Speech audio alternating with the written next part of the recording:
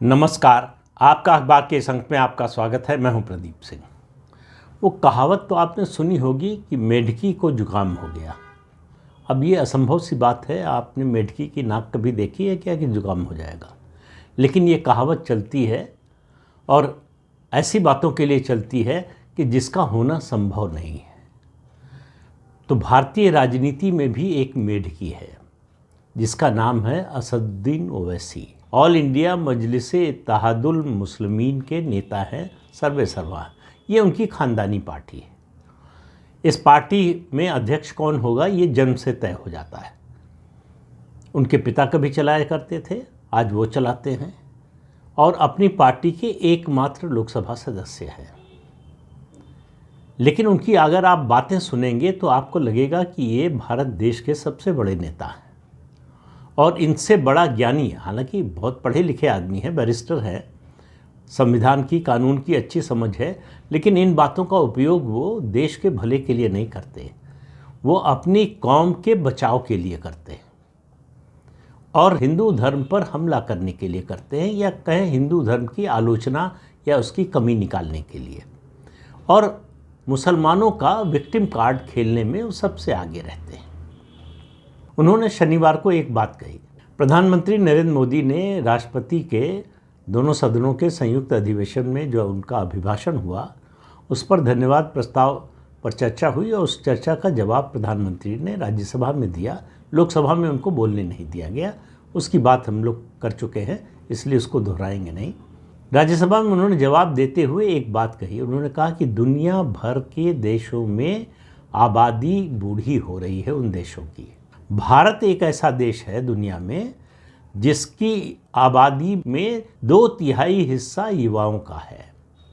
तो ये हमारा डेमोग्राफिक डिविडेंड है और हमें ज़रूरत है इसको स्किलफुल बनाने की।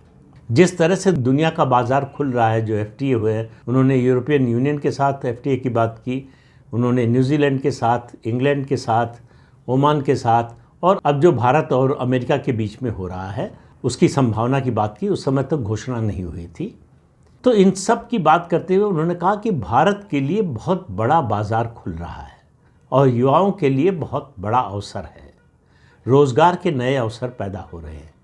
प्रधानमंत्री की बात तो भारत के विकास, भारत का जो डेमोग्राफिक डिविडेंड है उसकी, और भारत के युवाओं की जो क्षमता योग्यता है। दुनिया में सबसे योग्य लोग अगर किसी एक बड़े देश में है तो भारत है।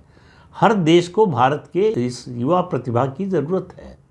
अमेरिका में भरमार है, उसके अलावा यूरोपीय देशों में, दूसरे देशों में। आज भारत को ऐसे लोगों को बढ़ाने की ज़रूरत है। प्रधानमंत्री के कहने का कुल मतलब ये था कि हमारा जो ये डेमोग्राफिक डिविडेंड है इसको हमें और बढ़ाना चाहिए और मजबूत करना चाहिए। और उन्होंने जो बात नहीं कही, भाषण शायद बहुत लंबा हो जाता, कि उसके लिए हमको किस तरह से स्किल डेवलपमेंट के क्षेत्र में काम करना चाहिए, किस तरह से एजुकेशन में काम करना चाहिए। असदुद्दीन ओवैसी को क्या समझ में आया इसमें? उन्होंने कहा, देखिए, हम जो कहते थे उसको प्रधानमंत्री ने सही साबित कर दिया। मुसलमानों की आलोचना होती है कि तुम आबादी बहुत बढ़ाते हो, बच्चे बहुत पैदा करते हो। तो आज तो प्रधानमंत्री इस बात को मान रहे हैं कि ज़्यादा बच्चे पैदा होने चाहिए। तो हम क्या करते हैं? हम देश को युवा देते हैं ज़्यादा बच्चे पैदा करके। तो एक बात तो उन्होंने मान ली कि मुसलमान ज़्यादा बच्चे पैदा करते हैं। ये आरोप नहीं है। मौके मौके पर मुसलमान इसको विक्टिम कार्ड की तरह खेलते हैं कि हमारे ऊपर आरोप लगाया जाता है। फिर उन्होंने हिंदुओं को गफलत में, भुलावे में रखने के लिए दूसरा बयान दिया। उन्होंने कहा कि ये कभी हो ही नहीं सकता कि भारत में मुसलमानों की आबादी हिंदुओं की आबादी से ज़्यादा हो जाए। उनके कहने का निष्कर्ष ये था, उनके कहने का आशय ये था कि हिंदू सोते रहो, हमको अपनी आबादी बढ़ाने दो, तुम अपनी आबादी घटाते रहो।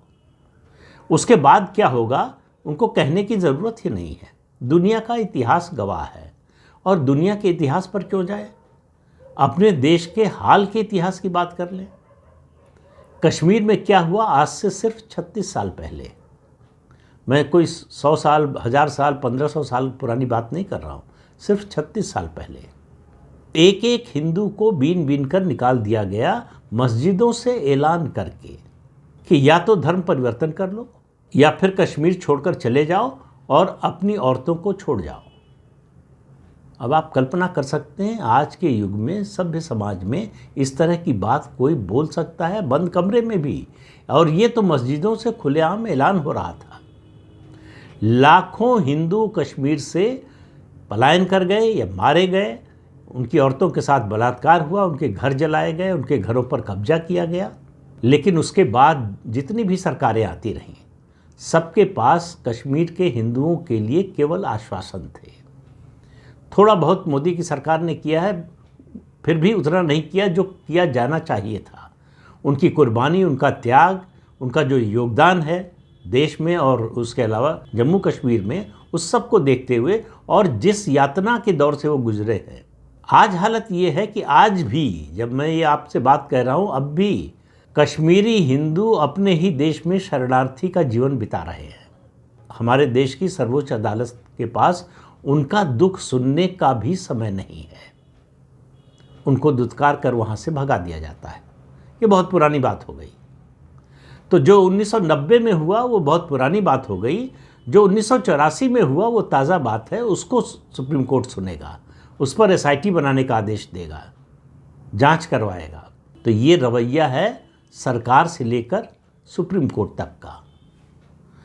लेकिन असदुद्दीन ओवैसी को बताना चाहिए कि हर छोटी बड़ी बात पर, आतंकवादी घटना पर, वो कहते हैं कि फलां घटना का रोष था, उसका विरोध था, उसका आक्रोश था, उसकी वजह से ये हुआ।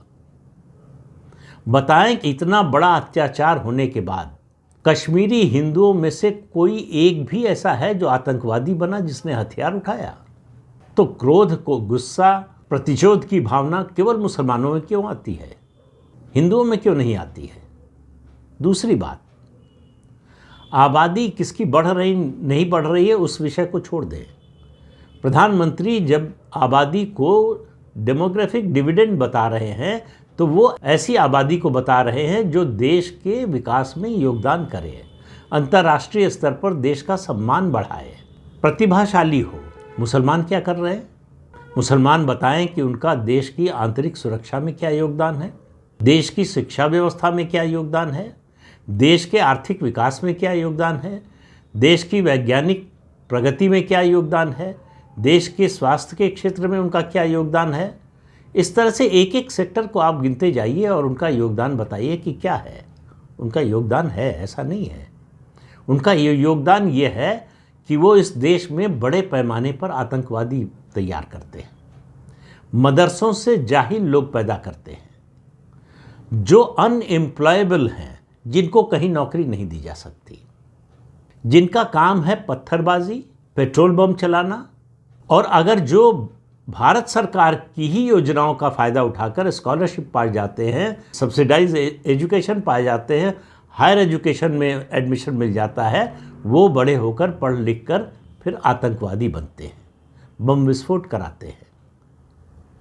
अल-फलाह यूनिवर्सिटी का केस अभी आपने सुना ही। आपको इस दौरान मिलेंगे दुनिया भर में, केवल भारत में नहीं, दुनिया भर में, भारत में खास तौर से, कि जितने आतंकवादी पकड़े जा रहे हैं ये सब बहुत पढ़े लिखे लोग हैं। तो इनके लिए पढ़ाई का मतलब है आतंकवाद। वैसे इनकी फिलॉसफी, इनका मजहब यही सिखाता है कि असली जीवन जो है वो तो मरने के बाद शुरू होता है। तो ये तो जी रहे हैं ताकि मरकर अपना नया जीवन शुरू कर सके, इसलिए वो जान देने और जान लेने दोनों के लिए हर समय तत्पर रहते हैं।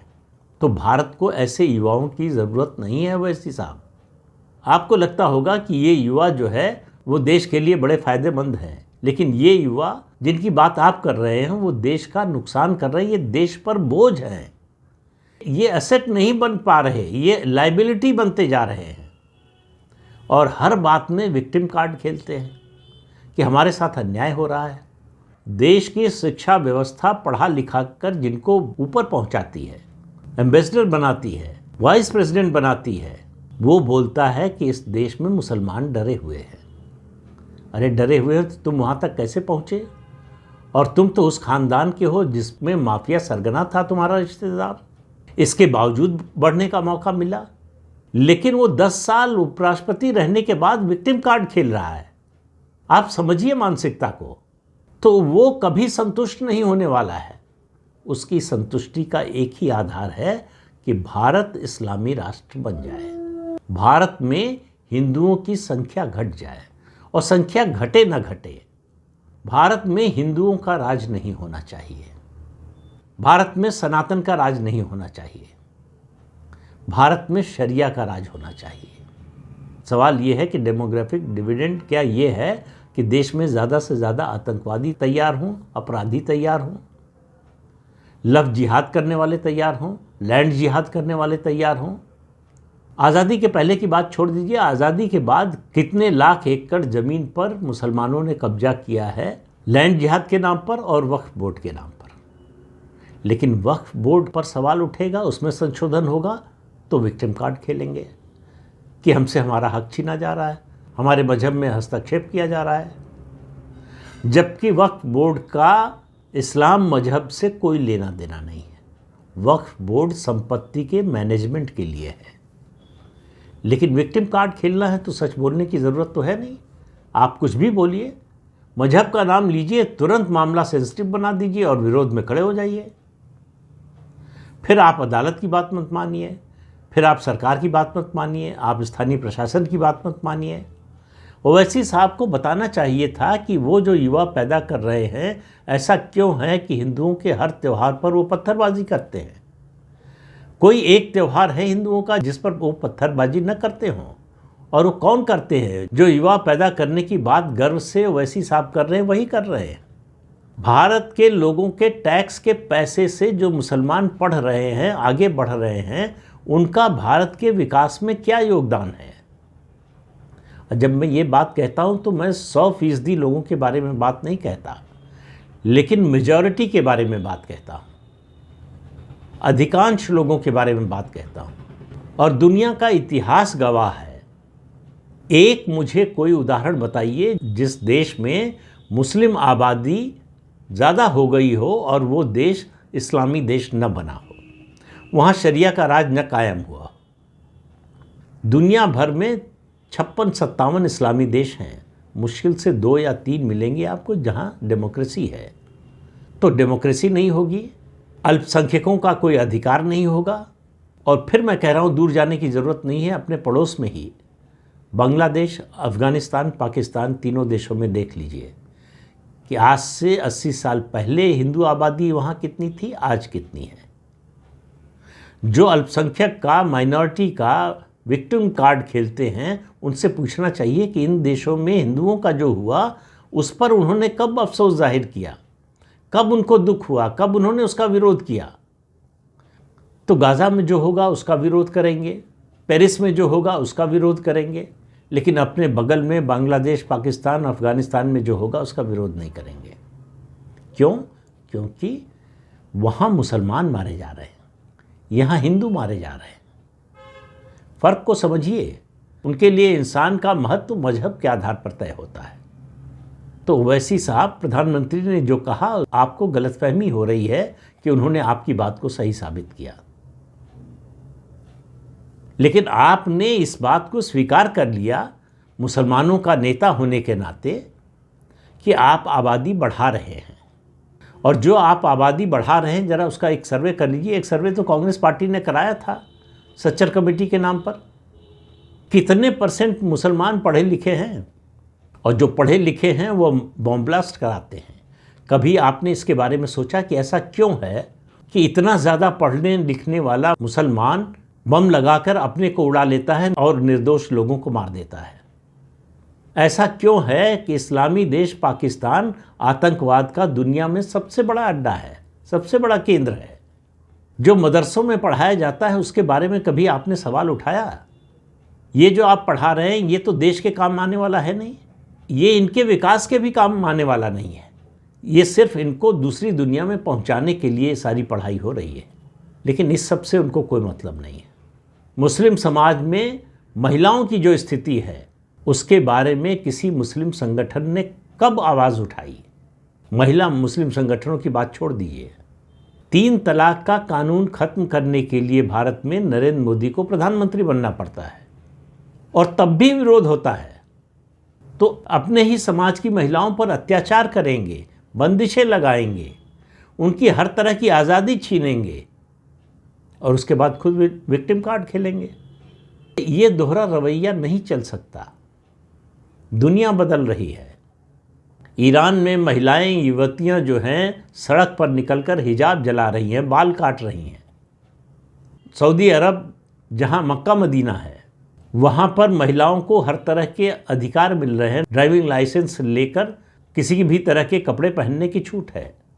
लेकिन भारत की मुस्लिम महिलाओं को आप हिजाब के अंदर बंद करके रखना चाहते हैं, उनको जाहिल बनाकर, अनपढ़ बनाकर रखना चाहते हैं। आप बताइए कि आपकी पार्टी ने या आप जिन संगठनों से जुड़े हुए हैं, मुस्लिम संगठनों से, उन्होंने मुस्लिम महिलाओं की शिक्षा के लिए क्या किया? इस सब का जवाब नहीं मिलेगा। तो आप दरअसल भारत के लिए बोझ तैयार कर रहे हैं। आप बोझ उठाने वालों में नहीं हैं। आप बोझ उठाने वाले नहीं तैयार कर रहे हैं। इसलिए अपने दिमाग से ये गलतफहमी निकाल दीजिए कि प्रधानमंत्री ने जो कहा और आप जो कह रहे हैं वो दोनों बातें एक ही है। तो इस अंक में इतना ही। अगले अंक में फिर मिलेंगे किसी नए मुद्दे के साथ। तब तक के लिए अनुमति दीजिए। आपसे अनुरोध है कि चैनल देखिए, शेयर कीजिए, लाइक कीजिए और सब्सक्राइब जरूर कीजिए। नमस्कार।